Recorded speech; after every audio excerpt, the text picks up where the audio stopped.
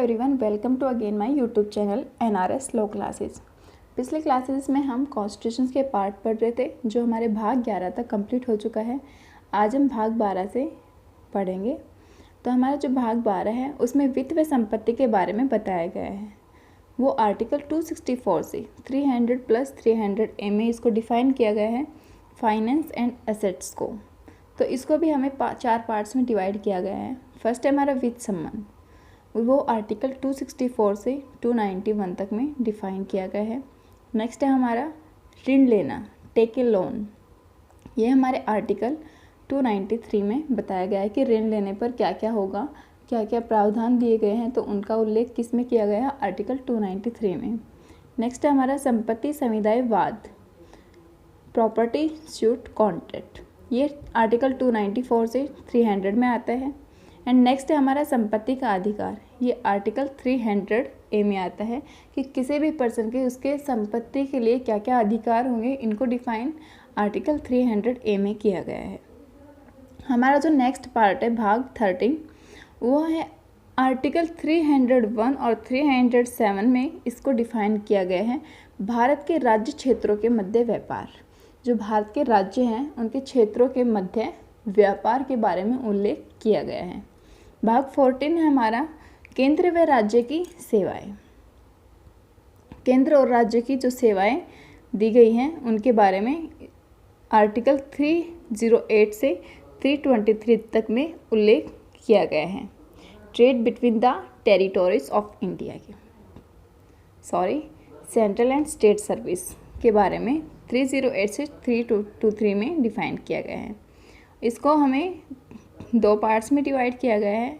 जो हमारा first part है वह सेवाएं, सर्विसेज, जो आर्टिकल 308 से 314 में दी गई हैं। एंड सेकंड हमारी लोक सेवा आयोग, पब्लिक सर्विस कमीशन। तो ये है 315 से 323 में।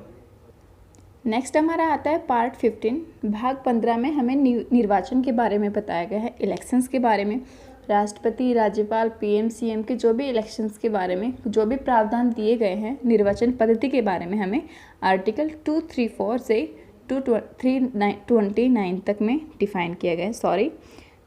324 से 329 तक में डिफ़ाइन किया गया है। नेक्स्ट हमारा आता है भाग 16।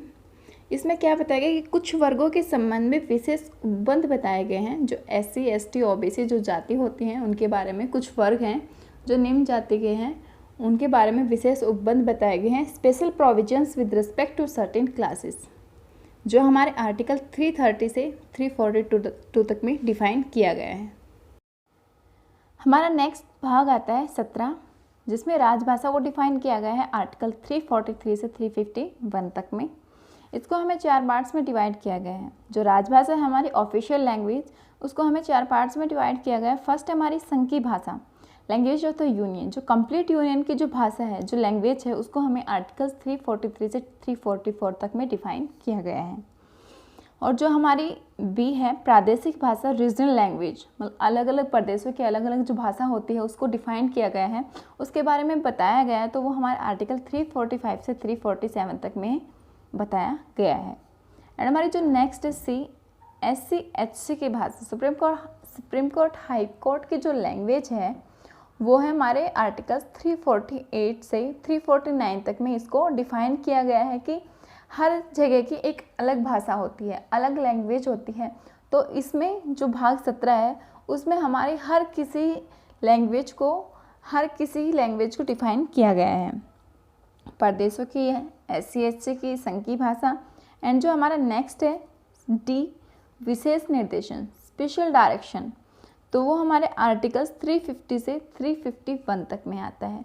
जो राजभाषा है उसमें कुछ विशेष निर्देशन दिए गए हैं, स्पेशल डायरेक्शन, जो हमारे आर्टिकल 350 से 351 तक में डिफाइन किया गया है। एंड हमारा नेक्स्ट भाग आता है भाग 18, जिसमें हमें आपात उपबंध के बारे में बताया गया है आर्टिकल 52 से 360 में। तो आपात उपबंध से आप समझते होंगे आपातकालीन शक्तियाँ। जो हमारी आपातकालीन शक्तियाँ हैं वो केवल राष्ट्रपति के पास ही होती हैं। राष्ट्रपति को आर्टिकल 352, 356, 360 के तहत आपातकालीन शक्तियाँ मिली हुई हैं। आपातकाल जो लगाता है वो ओनली राष्ट्रपति ही लगा सकता है।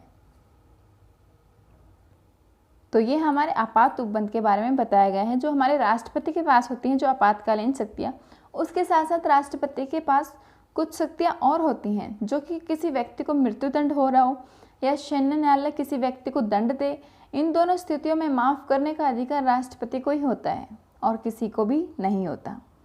एंड हमारा जो भाग 19 है प्रकीर्ण, जो आर्टिकल 361 से 367 में डिफाइन किया गया है। तो प्रकीर्ण में क्या होता है कि कोई भी राष्ट्रपति हो, राज्यपाल हो, जब वो अपने पद पर हो, पद अवधि पर हो, तो उनके खिलाफ कोई भी कार्यवाही नहीं की जा सकती। सर्वोच्च न्यायालय में, किसी भी न्यायालय में कोई भी कार्यवाही नहीं की जा सकती।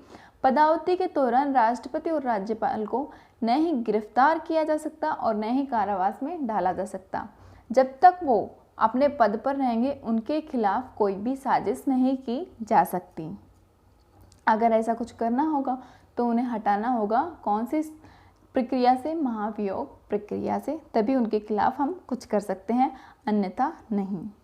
एंड हमारा जो नेक्स्ट भाग है भाग 20 संविधान संशोधन, जो आर्टिकल 368 में आता है। तो हमारे जो आर्टिकल 368 में है जो संशोधन हो सकते हैं उनके बारे में थोड़ा सा जान लेते हैं हम। जो राष्ट्रपति की निर्वाचन पद्धति होती है उसमें संशोधन होता है। राष्ट्रपति की निर्वाचन पद्धति में संशोधन, केंद्र व राज्यों की शक्तियों का विस्तार कर सकते हैं और न्यायपालिका से संबंधित कोई भी प्रावधान में संशोधन कर सकते हैं, और संविधान की 7वीं व 4थी अनुसूची में संशोधन करना हो। ये सारी चीज़ें करने के लिए हमें विशेष बहुमत से आधे राज्य का समर्थन चाहिए। अगर हमें संशोधन में ये सब कुछ विशेष चीज़ें करनी है, राष्ट्रपति की निर्वाचन पद्धति में संशोधन या फिर केंद्रीय राज्यों की शक्तियों में विस्तार, तो इनके लिए हमें क्या चाहिए, आधे राज्यों का समर्थन चाहिए, विशेष बहुमत। तो ये हमारे भाग 20 में संविधान संशोधन के बारे में बताया गया है। तो ये कंप्लीट हो हमारा कॉन्स्टिट्यूशन अमेंडमेंट। एंड हमारा अब नेक्स्ट भाग आता है भाग 21, जिसमें क्या आता है, अस्थायी व परिवर्तनकारी विशेष उपबंध, special provisions for temporary change. तो ये हमारे आर्टिकल 369 से 392 तक में आता है, अस्थायी व परिवर्तनकारी विशेष उपबंध। एंड हमारा लास्ट है भाग 22, जिसमें संक्षिप्त नाम आते हैं, जो आर्टिकल 393 से 395 में डिफाइन किया गया है। किसको, शॉर्ट नेम को। तो इसमें हमें 393 आर्टिकल्स में तो शॉर्ट टाइटल के बारे में बताया गया है, एंड आर्टिकल 394 में कमेंसमेंट के बारे में बताया गया है, एंड 395 में रिपेल्स के बारे में बताया गया है। लघु शीर्षक, स्मारक और निरीक्षण के बारे में इन संक्षिप्त नाम में बताया गया है, जो हमारे आर्टिकल 393 से 395 में आते हैं। तो फ्रेंड्स, हमारे जो कॉन्स्टिट्यूशन के जितने भी पार्ट्स थे, भाग 1 से लेके भाग 22 तक हमने सब कुछ पढ़ा, और इनके जो इम्पोर्टेंट आर्टिकल्स थे, किन में क्या क्या दिया गया है, हमने इम्पोर्टेंट्स पढ़ लिए हैं। बाकी हमने कंप्लीट डिफाइन नहीं किए। अगर आपको कंप्लीट PDF या फिर कंप्लीट आर्टिकल्स के बारे में जानना है तो आप कमेंट बॉक्स में बता सकते हैं। और ये हमारा कॉन्स्टिट्यूशन के पार्ट्स कंप्लीट होते हैं आज यहीं पे। अगले वीडियो में हम नेक्स्ट टॉपिक स्टार्ट करेंगे IPC का। So thank you.